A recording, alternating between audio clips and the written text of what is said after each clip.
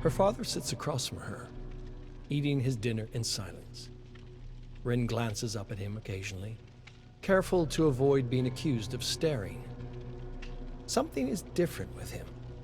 He's never been particularly talkative after work, but something seems to hang over him now.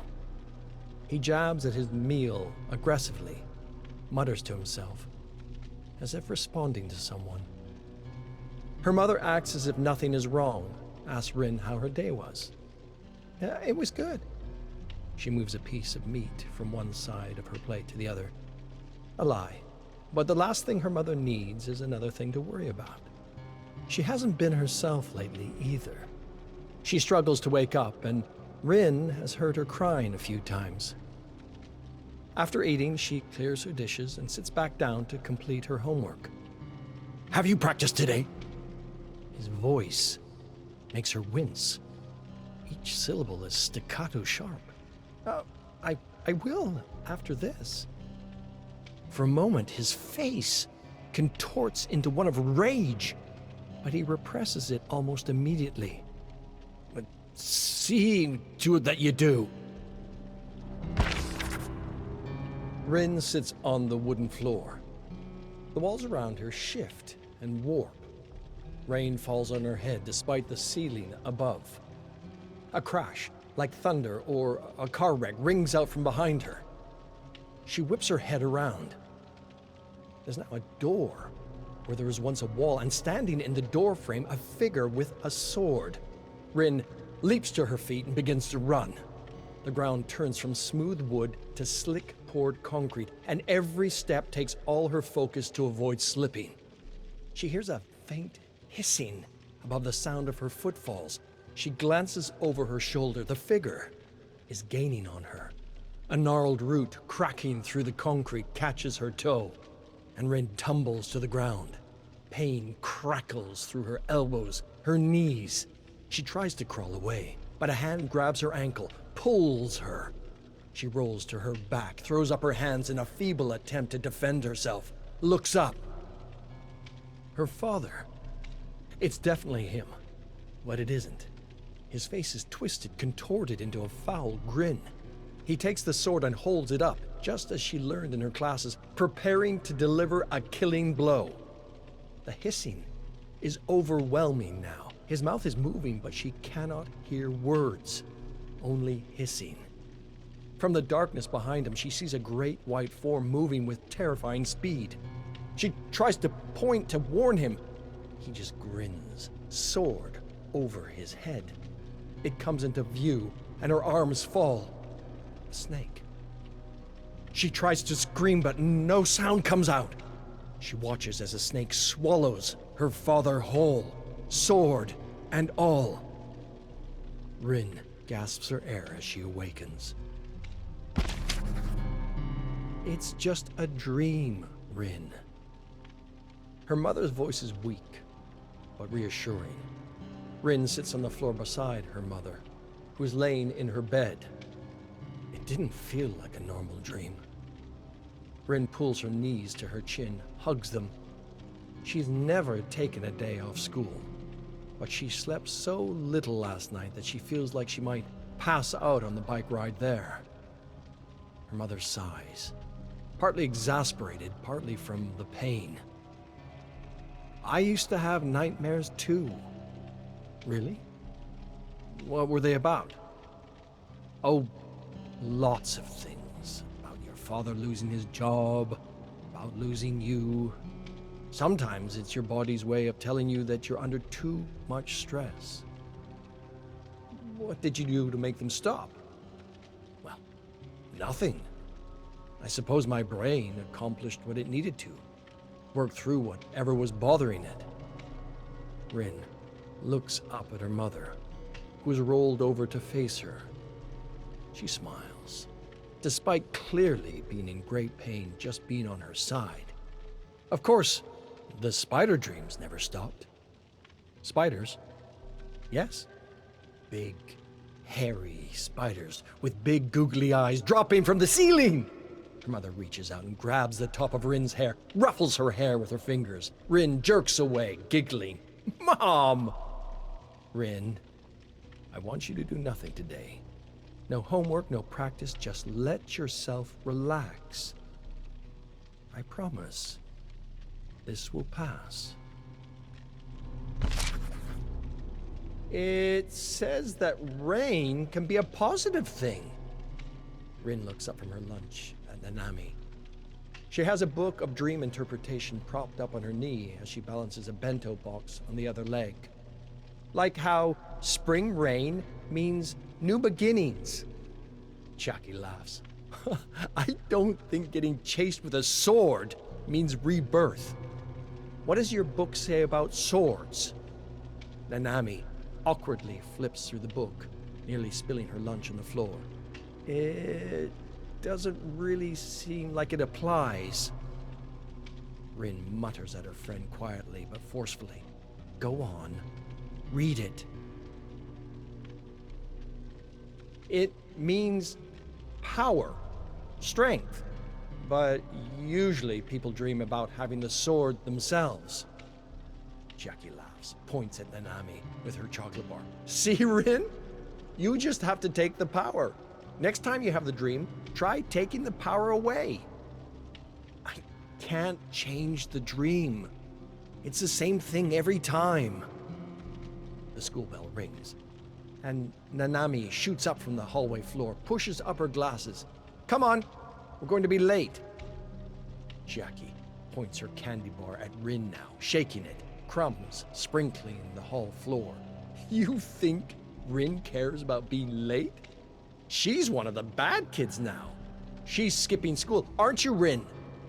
I was sick. Yeah, sure, sick. I hate Professor Morimoto. Come on, let's skip.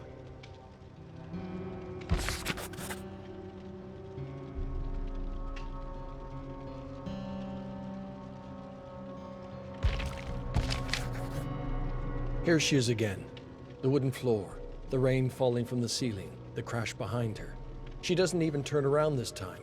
She knows it's him. She rises to her feet and begins to run. It feels as though her entire body is made of jelly, like she's running underwater. She scans the ground intently for the root, sees it, attempts to leap over it. She can never dodge the root. It bends and whips into the air, grappling her, pulling her to the ground. That familiar pain radiates through her joints. She rolls to her back again, looks up at him, that grin again. She tries to shout at him over the crescendo of the snake's hiss. Why? As if to respond, his voice mouths words, but no sounds come out. And just as he attempts to strike a blow, the snake devours him whole again, and Rin wakes up. She checks the watch beside her bed. 3 in the morning. She knows she isn't going to sleep anymore tonight. So she sits up, stares at the wall, and waits for the sun to rise. At her mother's insistence, she stayed home again today. But her mother is in no condition to keep her company. She needs her sleep. Rin instead pads around the house, looping between the kitchen, her bedroom, the living room. Can't decide what to do with her day. After the 5th or 6th time she looks in the fridge, she thinks of her father's office.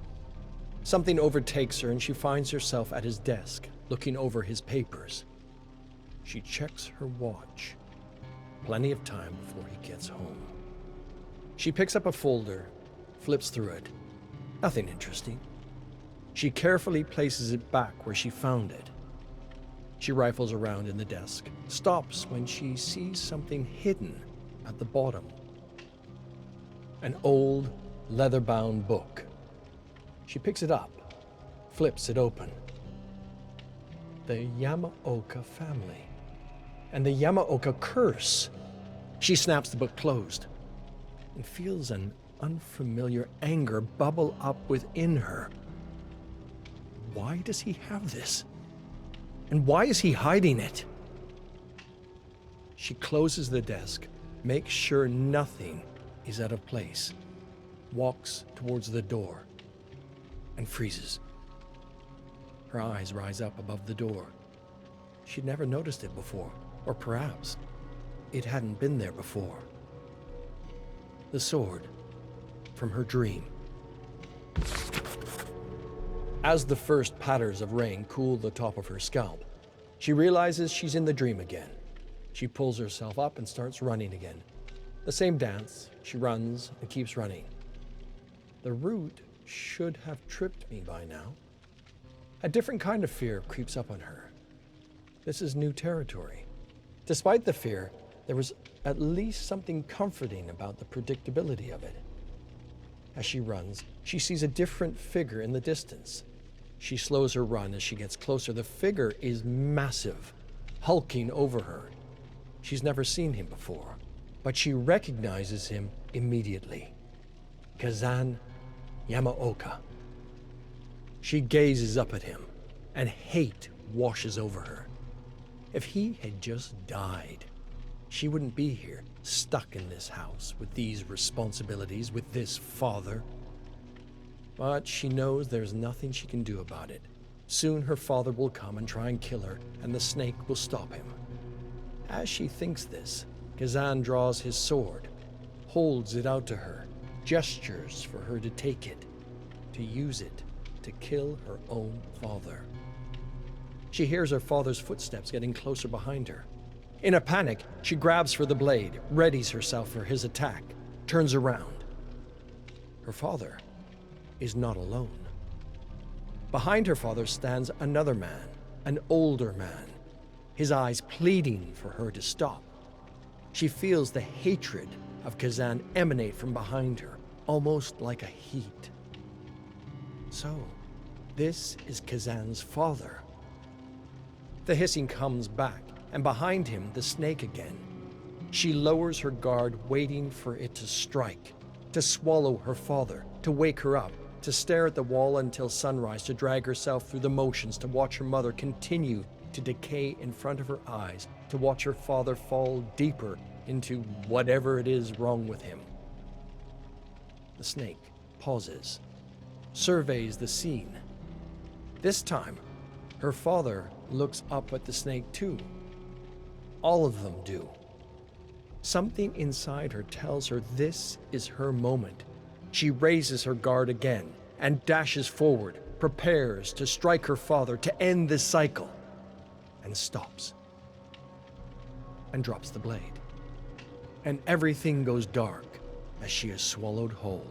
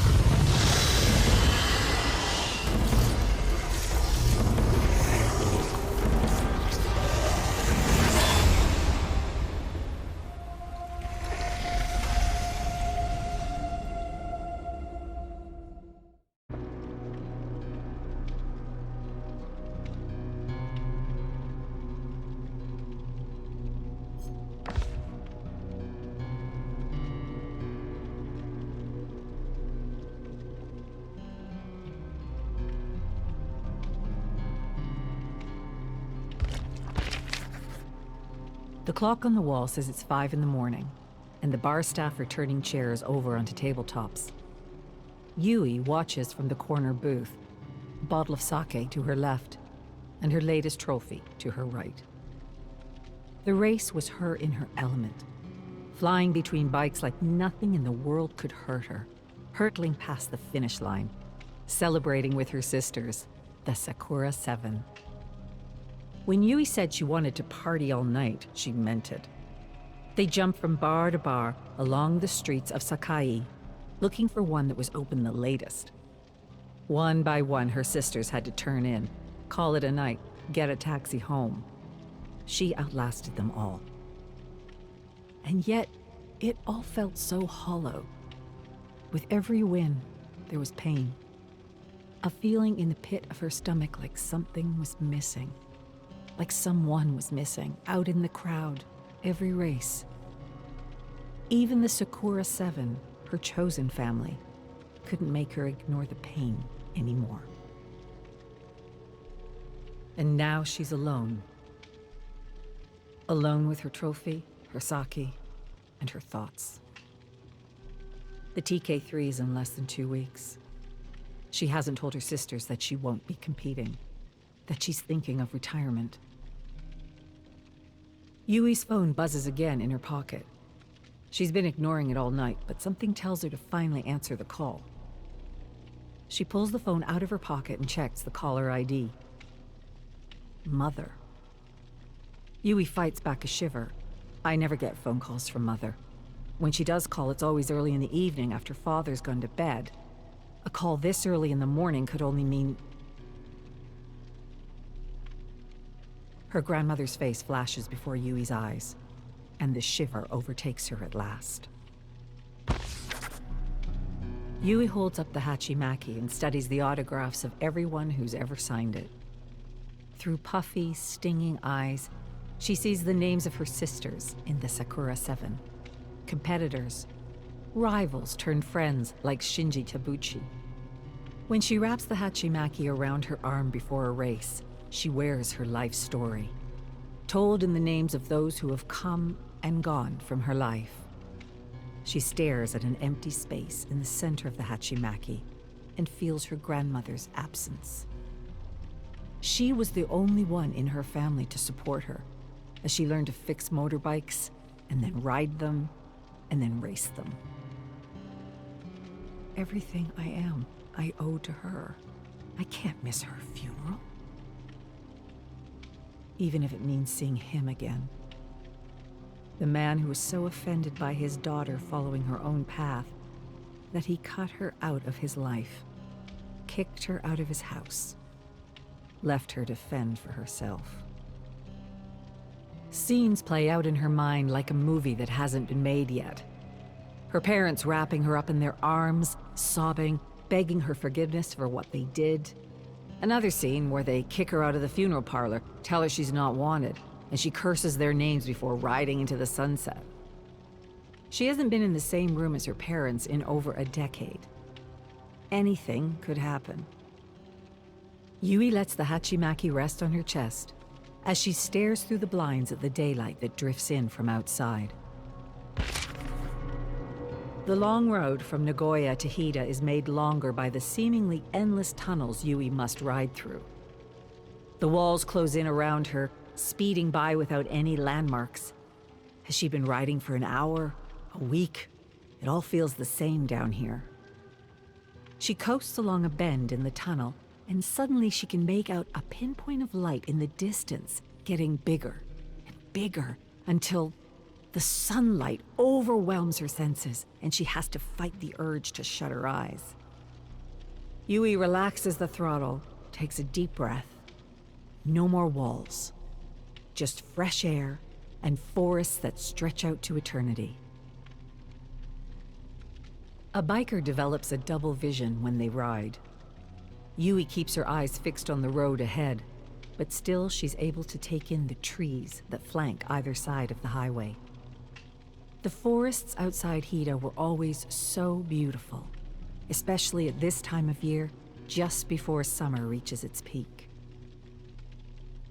It was through these forests that Yui would go on long walks with her grandmother.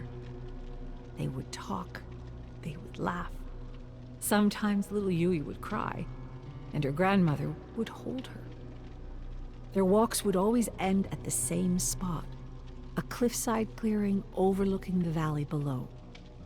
There, they would sit on a pair of smooth boulders and watch the sun set over the valley. She always found peace in that spot, clarity. It was there that she realized how much motorcycles meant to her. She could use a little peace right now. Yui pulls over and drops the kickstand. The memories hit her like a freight train. She can see their special spot in her mind's eye, smell her grandmother's soap, taste the candies she'd sometimes get at the end of their walks, feel the setting sun on her face. Yui looks out at the forest. I can remember so much about that place, except for how to get there. Even as she decelerates, the whine of Yui's inline-4 engine cuts through the silent morning. She lets the bike roll down the narrow street, looking left and right for any sign of the funeral home. Being in Hida after so many years away is a cruel reunion. She has no time to reminisce, even as she passes alleyways and corner stores that awaken memories long buried. At last, she rolls up to the funeral home and drops her kickstand. She moves in a flurry, peeling off her helmet and leather jacket.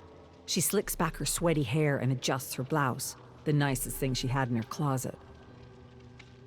She walks into the parlor 1 minute before the hour. The room is already full, row after row of faces Yui half remembers, faces that turn to watch her enter. Yui bows to either side of the aisle every few steps, pretending to ignore the shocked murmuring. Let them talk. I'm not here for any of you. I'm here for... A resplendent coffin rests at the far end of the parlor, surrounded by flowers.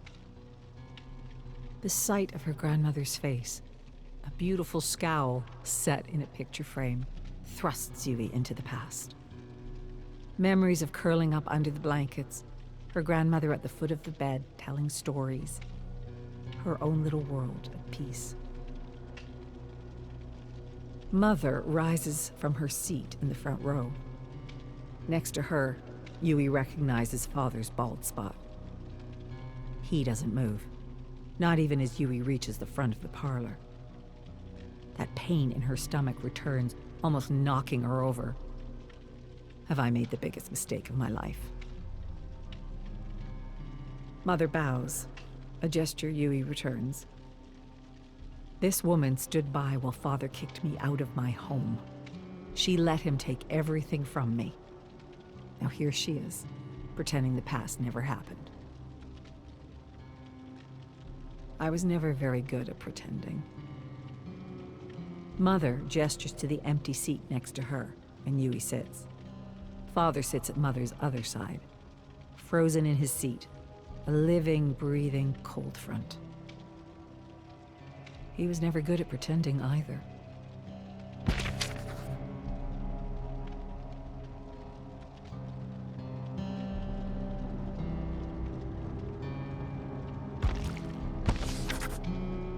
The wake passes in a blur without Yui noticing. Incense lit, prayers chanted, all to be repeated tomorrow when everyone returns for the funeral proper. Mother doesn't invite Yui to stay at the house while she's in town. Yui doesn't ask. If he doesn't want me to come home, I won't beg. A couple phone calls later, and Yui connects with a friend of a friend in Takayama with a sleeping bag and a mostly empty living room. But the day is still young, and Yui is on a mission. Yui looks up through the trees at the mountain peaks in the distance. She remembers being so small, walking through these forests with her grandmother. But what she can't remember is how to find their secret spot. It was south of the town, along the road that leads to the tunnel. I just need to keep walking south. She stumbles through the forest, fighting off an onslaught of invasive thoughts. You actually think Father will apologize? Or Mother? Suppose you do find this spot. What then? Grandmother won't be there. Just go home. Stop fooling yourself. She'll understand. The road is up the hill to her left. She always kept the road to her left so she wouldn't get lost. So she could always turn back. But Yui's here now. The funeral is tomorrow. Until then, there is no turning back. The stone fox stares back at Yui from its pedestal. She hadn't planned to stop at this roadside shrine. She didn't even remember the shrine being at this spot along the canal in her youth. But something within compelled her to take a break here. Grandmother used to tell a story about these foxes, something that she claimed happened to her. It happened in her youth, when life was at its darkest and the future seemed darker still. These kinds of foxes were always thought to be tricksters, but to her grandmother, it was a beacon. She came upon one of these foxes while she wandered the forest, lost, frightened. It beckoned her onward, unfurling its many tails to entice her deeper into the woods. She followed with a child's curiosity, feeling her fear wither away with each step. That is, until the fox disappeared. The fox had taken her far, far into the forest and left her alone, farther from home than she'd ever been before. As tears returned to her eyes, she could hear sobs that were not her own. The sound was coming closer, closer. Arms wrapped around her and carried her home. Her mother, Yui's great-grandmother, insisted she wouldn't have searched so deep into the forest. Her little girl would never go that far. But something was guiding her, telling her to keep going. Yui heard the story so many times as a kid she'd have to hide her exasperation. But her father, who must have heard the story more than anyone could count, never seemed to tire of it. Yui looks over her shoulders. The canal street is quiet.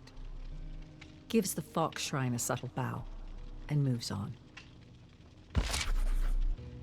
The cemetery is built on a hill outside of town.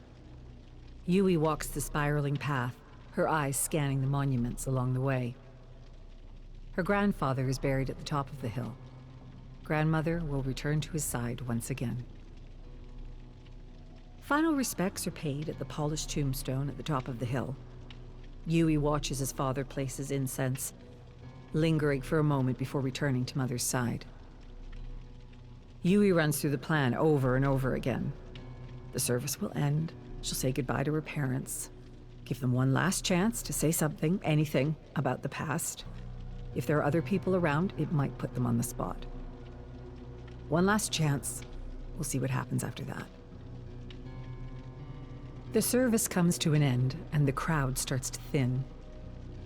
Yui puts a hand on her grandmother's stone. I need all the strength I can get right now. Her parents linger nearby. Yui lets her feet take her to them.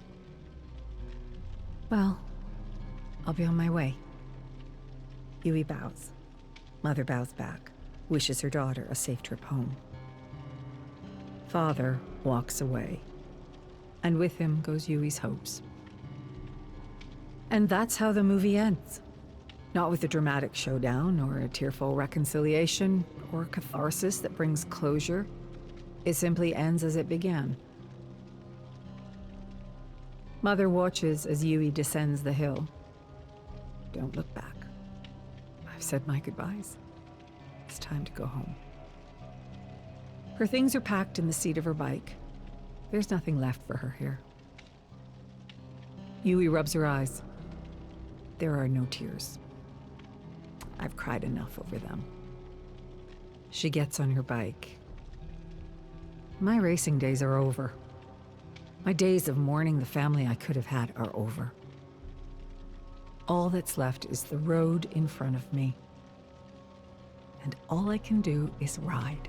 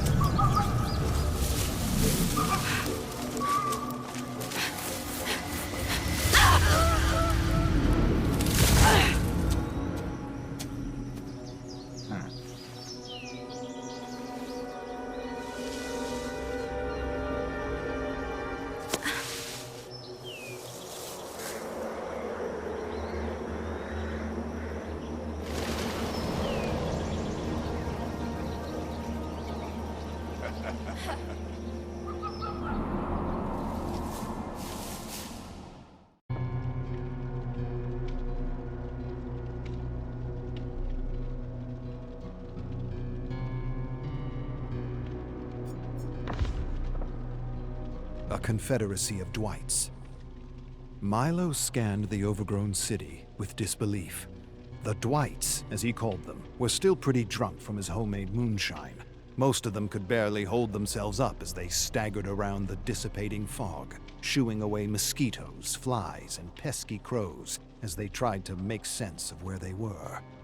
Milo had arranged a mandatory team-building excursion to teach the geeks of his company a lesson in humility for having reported him to the HR department for inappropriate behavior. Now he was stuck with them in some sort of post-apocalyptic hell. His plan had clearly backfired. His moonshine had poisoned them all, and he was being punished. This was his own personal hell, to be stuck with the Dwights throughout eternity. Things he was sure couldn't get any worse. He cursed under his breath and kicked a stone violently. Then, as he watched the Dwights stumbling about the ruins, he suddenly realized their leader was missing. Meanwhile, in another world, Dwight held his pounding head in his hands as he pushed through the bramble, calling out for Milo and his co-workers. He stopped suddenly when he came across a thick wall of fog that seemed strangely alive. He wasn't sure if he should continue forward or turn around and hightail it out of there. Arcus, 10,306. Hunters of the Void. These survivors originated from an unexplored, lost realm. They weren't expelled to the Void, but somehow escaped their realm through a ruptured barrier. I have read how these survivors hunt the endless creatures of the Void, and it has been suggested by several works of fiction that they have found a way to not only survive, but thrive in a town they built out of the waste salvaged from the discarded realms. The Lost Battalion. War was nothing like Evan had read back home at the Macmillan estate. It certainly wasn't honorable with its prolonged misery, apprehension, hunger, and incompetent officers ordering soldiers like sheep to the slaughter. And yet killing came easy to Evan, easier than the other soldiers from his town. Evan seemed to enjoy hunting the enemy more than deer or any other game without understanding why. It seemed to satisfy a need he never knew he had until he defied his uncle and joined the war effort overseas. Now there weren't many men left in the flooded, vermin-infested trench. They were all dead or dying from a day of endless raids and shellacking. Evan had made it clear to the others that he wasn't going to wait idly for death, and so he gathered volunteers to help him rush the enemy trench across no man's land. 15 men had followed him to the makeshift ladder. He gave them all a grave look as he pulled down a blood-covered mask he had fashioned out of bone and shrapnel to protect his face from bullets, debris, and poisonous gas. The soldier beside him heaved a deep breath and blew the whistle. At once, the soldiers followed Evan over the top. With incredible speed and determination, he evaded barbed wire and bullets as he closed the distance. Fearlessly, he leaped into the enemy trench and took out the enemy gunner. Then he turned to face enemy soldiers charging at him with rifles, swords, and shovels, panicking and screaming in a language he didn't understand. And there, in the endless melee, Evan didn't stop kicking and stomping and bayoneting until a thick fog like molasses rose from the mud to engulf them all. When the fog dissipated, Evan and his men found themselves in another world. A strange and uncanny world, similar to the one he had read about in a horror serial he had picked up at the train station. "Where are we?" one soldier finally asked, stepping beside Evan. A roar followed by an agonizing scream sounded in the distance. Evan lifted his mask and considered for a moment. "Definitely not Oz." His voice died as he saw a giant creature with massive tentacles heading their way. Someone panicked and yelled something in German, but Evan couldn't take his eyes off the impossible creature advancing towards them.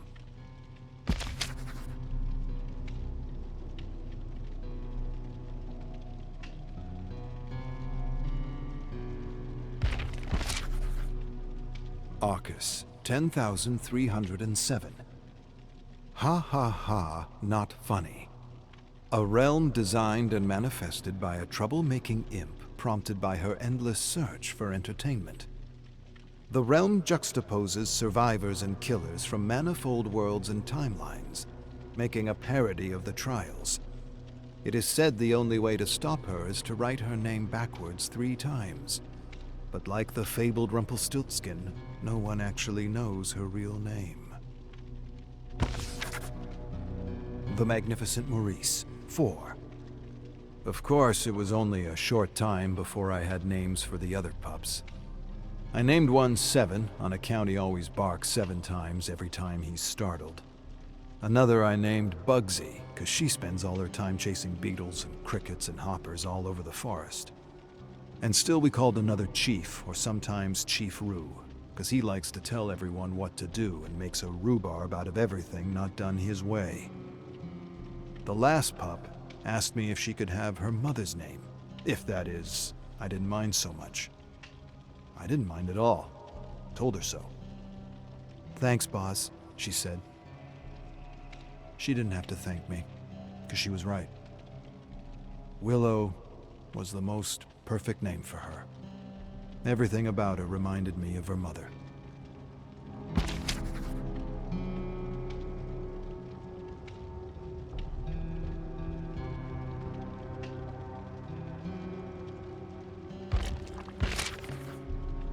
Arcus, 10,313.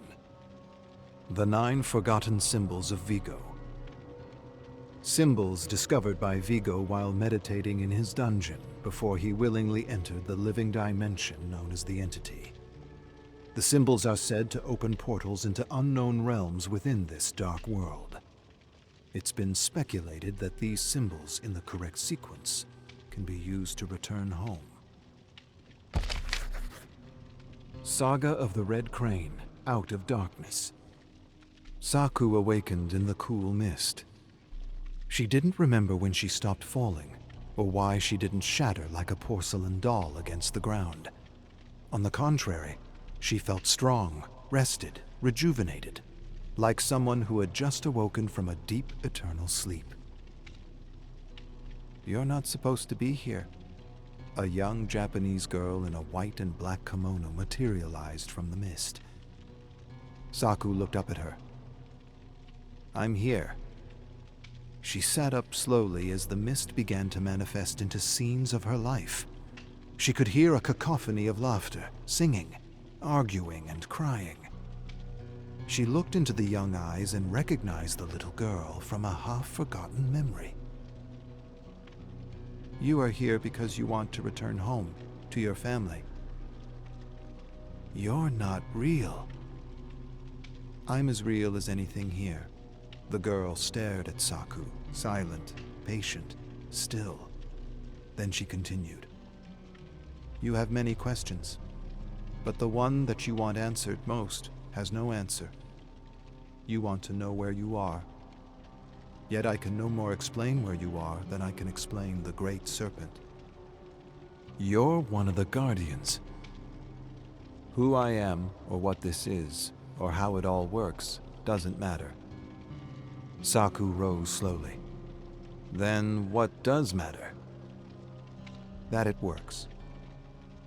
Saku scanned the scenes of her life in the mist and sighed deeply. The girl continued.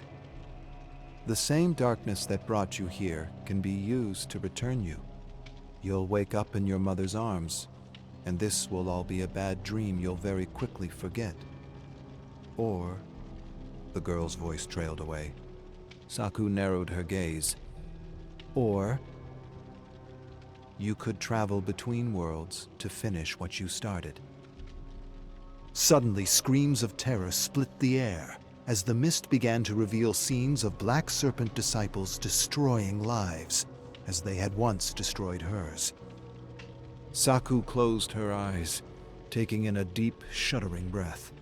A cacophony of laughter and screams swelled in her mind. Then the sounds ceased all at once. Her eyes snapped open, and she knew exactly what she wanted to do.